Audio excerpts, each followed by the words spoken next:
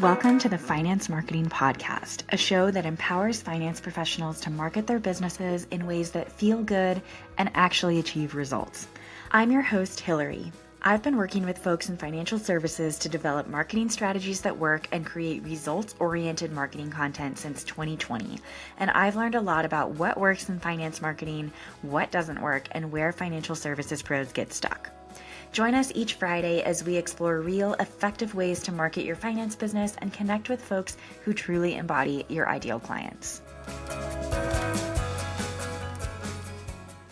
I am thrilled this week to welcome back David Armstrong, founder of Monument Wealth Management, for his second appearance on the Finance Marketing Podcast. Now, David runs Monument Wealth Management. You can check out their podcast Off the Wall, found on all major podcast players, to get a feel for their opinions on a wide range of different investor topics, along with occasionally sprinkled four-letter words. So Dave and I first connected through the podcast, and I've been following Monument's marketing journey with great interest ever since we chatted. And since our last conversation, Dave and his team actually embarked on a complete rebrand. And I have to say, the results are pretty stunning. So what I love about this story, though, is that Dave was really refreshing in his honesty about the entire rebrand process, including the really uncomfortable moment when his consultant this time around told him that his website, and I quote, sucked, and the humbling realization that messaging that he thought was brilliant and that he actually talked about during our first episode together was actually perhaps confusing prospects. So what I really appreciate about this conversation, especially in comparison to the conversation that we had over a year ago at this point, is that marketing is always evolving. What works for you in a single moment in time might not work for you 3 years later, and that's okay. That doesn't mean that you were failing before. Their firm was still growing. They were still having great success. But now, by bringing in an outside perspective, they were really able to hone in even further and streamline their approach even further to become that much more effective. So I hope you enjoy this conversation. I'm excited for you to hear it. So without further ado, let's dive in. Dave, I'm so excited to have you back on the Finance Marketing Podcast. How have you been? Thanks. I've been really good. I know it's been a while since we did our last episode, and we had talked on that episode about us getting together again and doing a follow-up episode.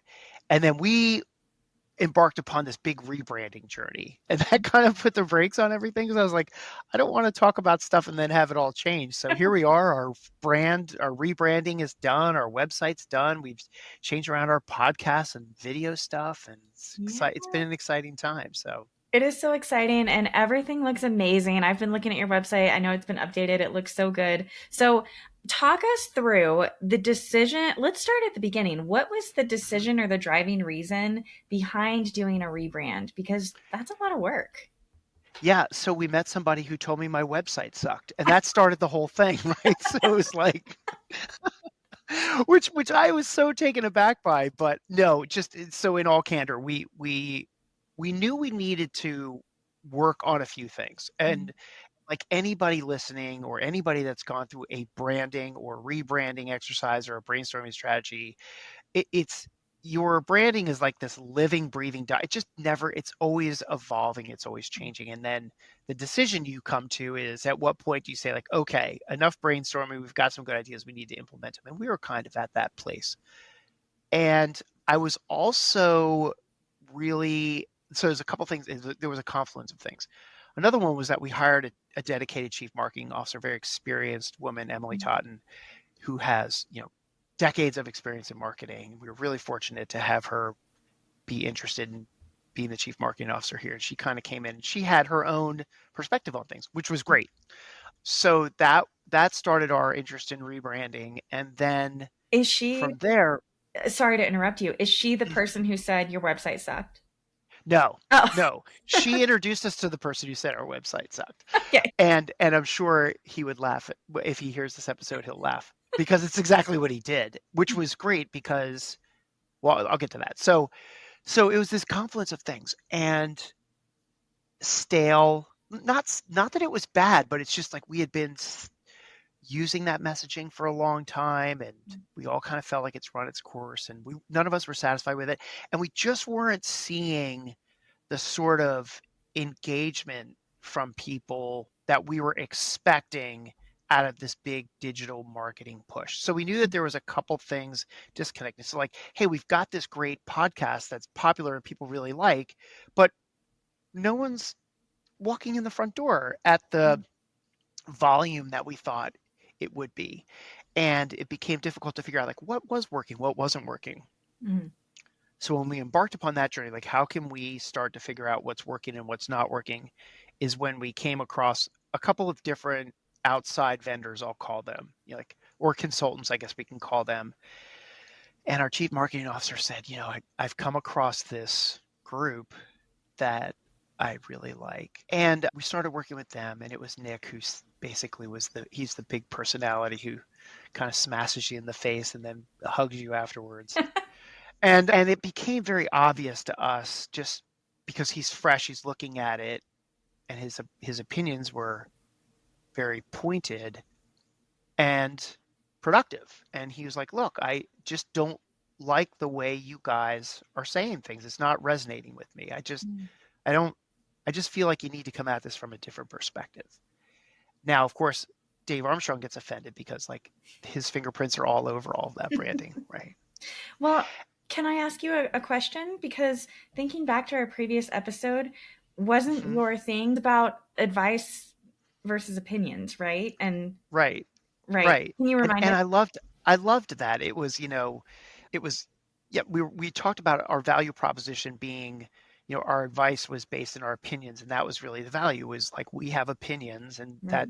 that's no one else can share our opinions. Right. Straightforward. No BS. Straightforward, right. Yeah. Straightforward, unfiltered advice. Yes. And opinions. Yes. So great. I loved the way that sounded. It made Dave Armstrong feel really good when people would say, what makes you different than the other firm down the street? I'd say like, well, our unfiltered and straightforward opinions and is our advice, is the hallmark of our advice and all this.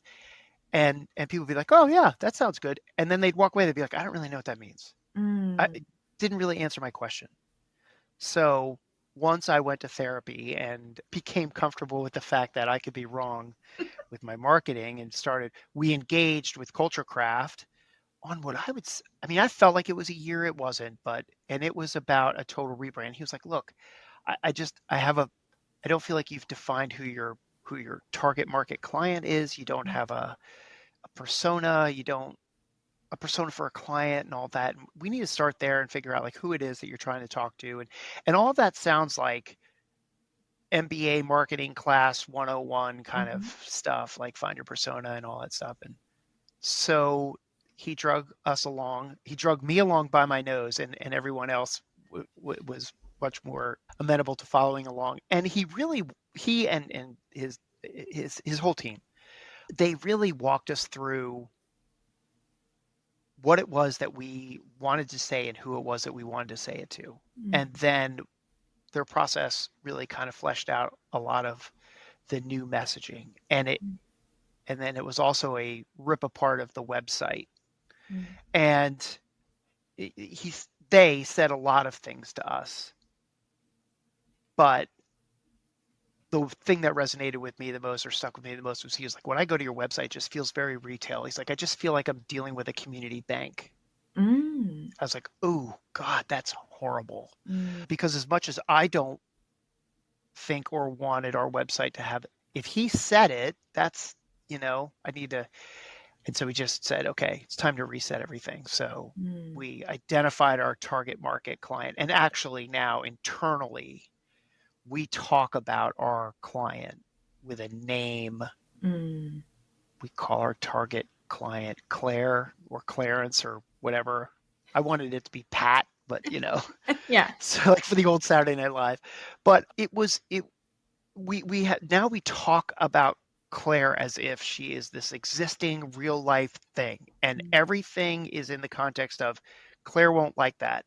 That should resonate with Claire. That's perfect for Claire. I don't think Claire would see this and think that this was up to her standards. And now we all talk like that. And what that's really led us to is a way of evaluating every single thing we do and produce and say through the context of like that persona, rather than Dave's having fun with this. Mm, Dave's writing this blog and he's having fun with it, and it makes him feel good, but Claire doesn't like it.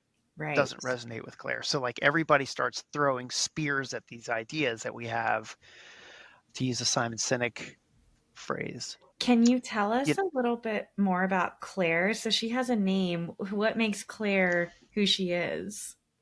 well, okay, so that's very interesting that you say that. So when we kind of went through this, we it was a process where we all kind of wrote down like what we thought was important with clients and what it was that she was looking for in terms of, and I'm going to pull up some of our stuff about Claire, but basically it's psychographics, right? Mm, So we defined her as someone who is a very highly motivated by success, very smart, very analytical, inquisitive, collaborative, displays public signs of success, is incredibly sensitive to their own definition or her own definition of success. mm, And from that, then determined that with that motivation for success, was really desirous and wanted concise, differentiated opinions. So we kept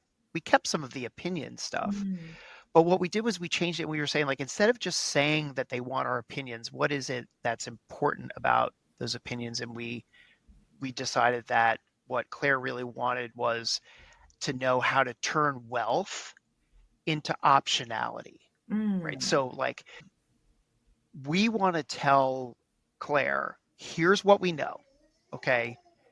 And here's your options. And here's your best one, what we think is your best one, and here's why.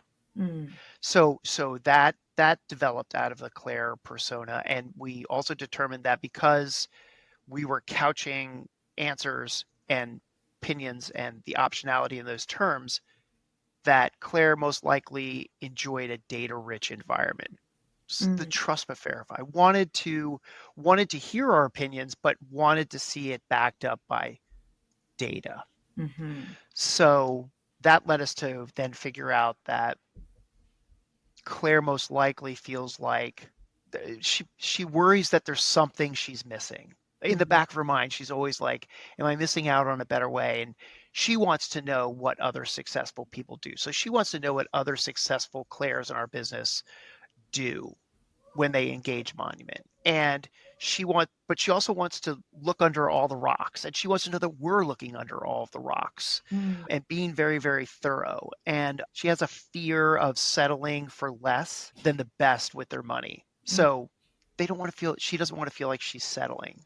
And then that led us into the final, part of her archetype, which was, her future was defined by meaning, and that meaning had to be unconstrained by money.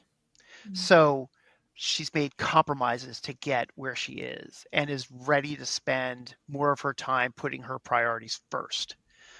And her future vision is, a meaning unconstrained by money. So in other words, that's the purpose of it all. So mm, that's how we kind of defined her. And then from there, we started to figure out like, okay, how do we talk to somebody like that? How do we deliver those things to somebody? How do we prove that we're looking under all the rocks? How do we actually determine the options that we can present Claire, and then also tell her which one we think is best, give her the option of picking, but give our opinions. So that's how we kept opinion based into the optionality component of it.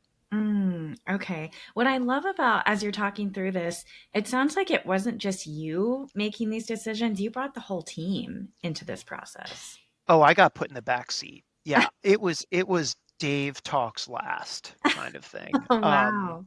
Which was actually a really good, and I should talk about how we also in this process of redefining Claire and our messaging, there was also a strategic component of this project, which was redefining roles and responsibilities across the four partners here at the firm. Mm, And we can get into that too. But one of the things that one of the roles and responsibilities changes was that I actually became the chief executive officer here, which we had never had before. It was Dean mm, and I were presidents, And we've gone through a couple of different title changes, but at the end of the day, those titles didn't really mean anything. There was no defined role or responsibility. So we put a lot of work into figuring out, like, this is Dave's lane, this is Jessica's lane, Emily's lane, and we stay out of each other's lane. And when we creep into each other's lanes, we push each other back out. So one of the things in adopting that role was taking a step back and making sure that other people who were managing those different lanes were having a serious input into this process. And so everybody was involved in it. And then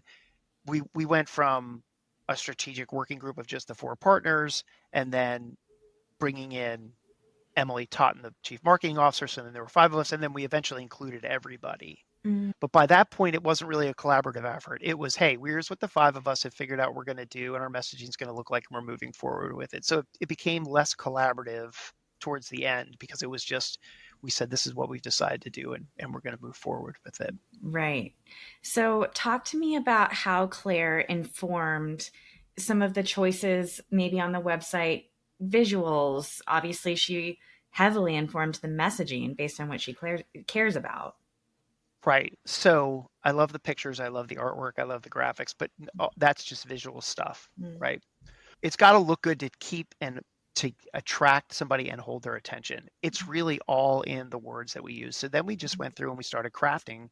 And this was where Emily Totten, the chief marketing officer, really carried a lot of the weight here, was figuring out what that message was going to look like, to refine some of that messaging, and kind of tested it with them. And they helped guide us into things like, yes, that sounds really good. And they were actually very, very creative people who said, here's what we think you should be saying. Do you like this? That helped us out a lot too. So having somebody, because otherwise, without them, it would have been back me saying, I like this, I like that. Right. I want us to say this. And I mean, other people would chime in too, but. So have you changed anything else? Because last time we talked, you had the podcast. Has the podcast undergone any changes? Has the newsletter undergone any changes? Yes, lots of changes. So we started to then segment who gets what. And like, think about this in terms of your traditional marketing funnel. If listeners put the funnel in their imagination right now, this will start to make sense. It was like, how do you neck people down through that funnel with things like walled content, or subscription-based content, or hey, there are videos and things that are specific for clients there. And we had a lot of these different efforts, the podcasts.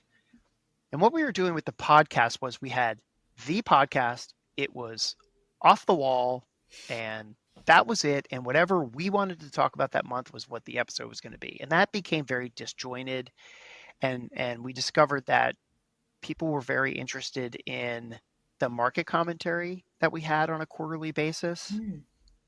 So once we started looking at the data, and so then we also hired, I'll call them a production company, creative production company. They came in and they started helping us restructure the podcast, and then they get brought in on who Claire is. Okay, here's who we say Claire is.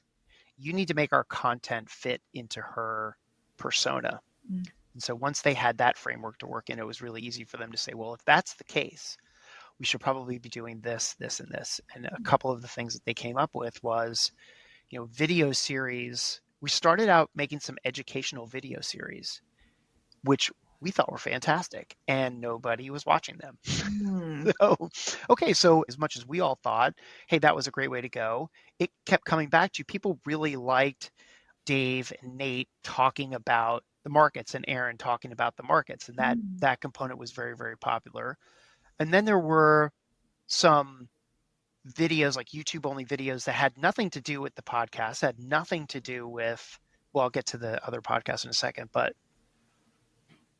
we started to discover what was resonating with people and what wasn't resonating with people. So then we went to a primarily video forward component where we could rip out the shorts that could go into YouTube or social media, the shorts that could go into LinkedIn, that were the little 30-second, 45-second clip out of the longer podcast. And what we discovered was that there were topics that Dave and Aaron and Nate were talking about that weren't popular, but when Jessica and Emily talked about them, they were popular. Wow. So what we discovered was that we had different talent here in the organization. Interesting. And so we launched a second podcast called Between Sips, and that is run by Jessica and Emily. Mm-hmm. They host it. I have nothing to do with it.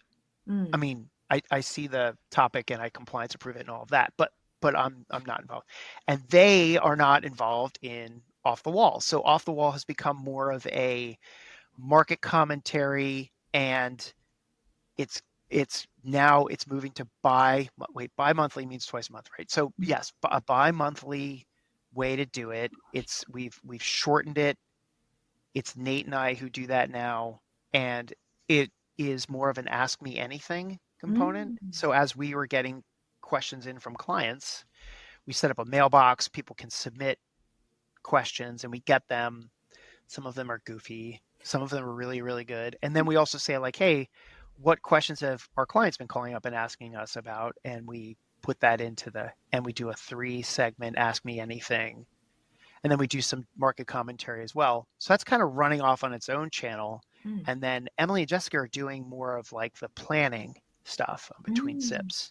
It just has different feel to it. It's a different topic, so we've launched that as well. And then of course we have our YouTube channel, which is where all the videos reside. So not only is it a podcast, but it's also video that you can watch. So the audio part comes out of the video gets hosted and that. So that's been really interesting. And we're seeing a lot of data that kind of tells us like this topic's very popular. This topic in this format is very popular. The shorts are very popular when you pull out a 45-minute point that somebody makes in the 30-minute podcast. That's got its own marketing channel too. So it's been really fascinating to see how the data and the popularity changed, because before it was, oh, Dave likes doing that, so we're just going to do that. And great, So it's been fantastic. And we're actually seeing the fruits of the labor with just... I know nobody believes it when you say it, or they think you're exaggerating, they think you're lying, but getting people coming in off the website and saying, I saw the video and I want to learn more about you. And they are Claire. They're not Claire. Wow. So, which is great. So the messaging is actually resonating with the kind of people we want it to. It's very exciting. So that is very exciting. And that's what I was going to ask you too, is as you're starting to implement these things and you're getting the data, are you also seeing the uptick in people coming through the door, or even more people becoming clients? Yes and yes. Yes and yes. Wow. So, I mean, I'm excited about the volume increasing, but it has started. And if you recall back a few minutes ago, sometime in my blathering on here, but I said that, I felt like the effort had sort of stalled. Like I couldn't understand why all the great content we were making wasn't resulting in people coming in the door. And once we kind of fixed it from a standpoint of like, we weren't talking about the right things, and we weren't talking about the right things to the right person who cared about those things. Once all that got aligned, we have started to see this traction in actual conversion, literal conversion. Right. So, which is fantastic. And when people come in, it's fun because they'll come in and they'll say, oh, I saw the dogs on the website and here they are. I'm psyched to meet them. Or, I saw your podcast and you're exactly the same in person as you are on the podcast, that kind of thing. And people walk in feeling like they already know a lot of us because we're on all this content now. Wow. That is really great. Well, okay. So is there anything that I haven't asked you, Dave, about the rebrand process that you feel like was really important to this change that you're seeing? Yeah, so a huge component of the success of this had to be driven in the graphic design of this.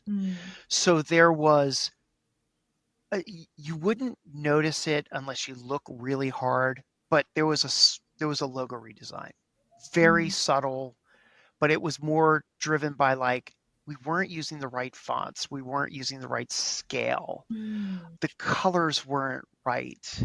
And so Lauren really helped us get that all right. And so Laura was instrumental in taking the messaging that we were doing and putting it into a visual form. So Laura was hugely helpful in when you go to the website and you see like there are some subtle color changes, there are Mhm. subtle font changes, there's subtle spacing, just all of the things that I I don't know, my brain doesn't I just don't have a background in that. I don't Mhm. My eye doesn't see those things. So that was a huge component of the brand refresh too, which was just fixing the colors are drastically different now Mhm. than what they used to be. I And they have just, I have your website pulled up right here, and I think one thing that I noticed that's different, and forgive me, it's been a while since I looked at the old mhm, website, but what I remember was it was all very dark blue. And it looks yes, like now you still have many of those kind of calming blue tones, but you also have these wonderful pinks and purples kind of contrasting. that was all part of it. And if you scroll down the website, you'll still see that we do maintain some of that traditional dark blue, but it's not the Mhm. primary color. It's not Right. in your face, right? And there's the Dave Armstrong like, oh, blue's great. Let's use blue. Everybody likes blue, you know. Right. Right. Show me a wealth management firm that isn't blue, that kind of thing. And yeah, but there's different shades of blue and some are more harsh than others. And so that was huge. And again, if you go through the website, you'll see that there is text in there that is, you know, I wouldn't say bolded, but it uses a different color to draw your eye to it. And Mhm. that was a huge component to it too, because it was, you could have all the best messaging in the world, but if your website looks like crap, Mhm. or it's just not it's done by Dave, it's sucks. So Yeah, I just I'm go. I'm really good at some stuff and I'm not good at other things. And part of my maturity, here in my late 50s, despite how good my hair looks for a guy my age, I'm still maturing in this business and I'm still maturing as a person. And like some of the things I've realized is just that like I we thrive when I don't do things that I'm not good at. Did I say that right? When I'm Mhm. doing things that I'm not good at, it's a handicap to the firm. So it was a great process. So these people were all very helpful in undaving all of this stuff. Mm. Well, and I love that you still brought some of those things that were so special to your brand into the new brand about, your straightforward opinions. And I'm going to get it wrong. Unfiltered opinions, straightforward And straightforward advice. and Right. straightforward advice. And that still lives in there somewhere, but it's just not the primary messaging anymore. Right. Yeah, because I thought that was the most unique thing you could ever say to somebody. Right.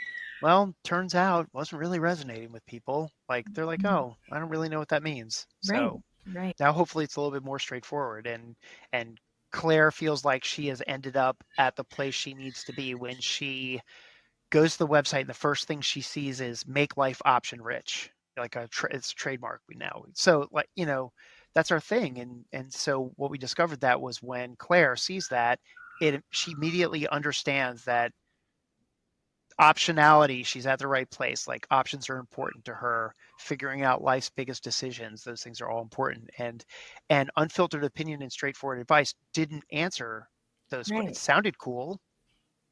But Sounded there's really no cool. I right, still there's love no it. destination there. Yeah, great way to put it. Exactly right. Yep, Mm. you nailed it. Mm. I have to apologize. My podcast is a dog and child friendly space. I don't know if you can hear Yes. the screaming children in the background. I am one FedEx delivery away from the dogs going crazy here in the office too. So thank you for all of our listeners being patient of our real and fur children. Yes. Well, Dave, this has been really great. If people want to go take a look at the website and see the rebrand, or if they want to just learn more about you, where are the best places for them to do that? Right. So obviously we've been talking about the website. So it's monumentwealthmanagement.com. And then we have our two podcasts, Off the Wall and Between Sips, are both found on all the popular podcast players. You can also get to all of this stuff off of our website. There's a YouTube channel there, and what's cool about that is if you subscribe to those things, then you also get added to the newsletter that's just for subscribers. So, you know, go to the website, hit it up, and subscribe to things and get our newsletter. I don't care if advisors go and get our newsletter. I want them to. Anything that we can do to help professionalize the industry and make each other better, that's great. I always say that I don't have competitors, I have colleagues. So, Well, I really appreciate that, Dave. Thank you so much. yes, thank you. It was great catching up with you again. I hope we do it again soon.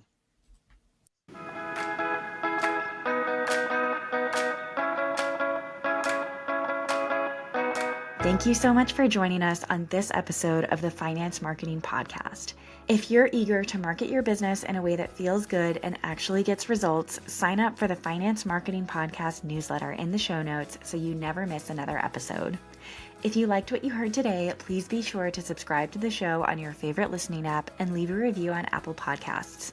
We'll see you back here next Friday.